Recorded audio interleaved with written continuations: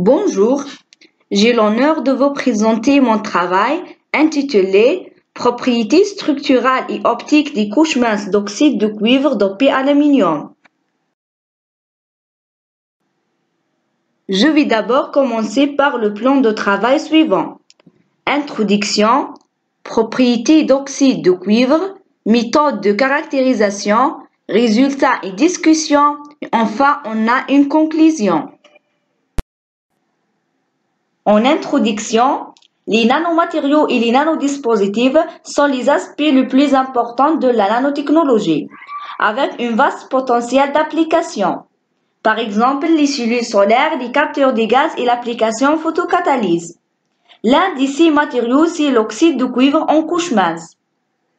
Dans cette étude, nous examinons l'effet de dopage sur les propriétés optiques et structurales des couches minces d'oxyde de cuivre, produit par la méthode de sol-gel spin coating en utilisant la solution d'acétate de cuivre déposée sur un substrat de verre.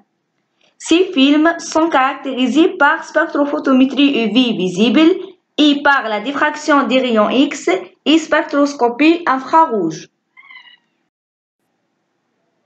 Propriétés d'oxyde de cuivre. L'oxyde de cuivre présente une structure cristalline de type ténorite et apparaît dans une structure monoclinique. Il est un semi-conducteur de type P avec band gap direct dans le gamme 1,2 eV et 1,5 eV. Les couches minces d'oxyde de cuivre, ce sont des couches absorbantes dans les cellules solaires.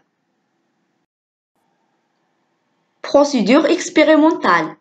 Dans ce travail, nous avons utilisé la technique de sol-gel spin coating qui est représentée de la diagramme schématique suivant.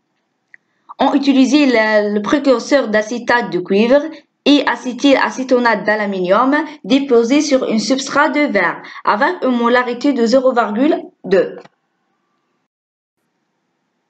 Méthode de caractérisation. On a mesuré les propriétés structurales par la diffraction des rayons X et par spectroscopie infrarouge et les propriétés optiques par spectrophotométrie UV visible. Résultats et discussion.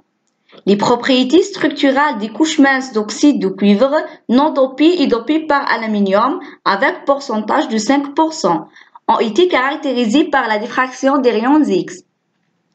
La figure suivante représente les spectres de la diffraction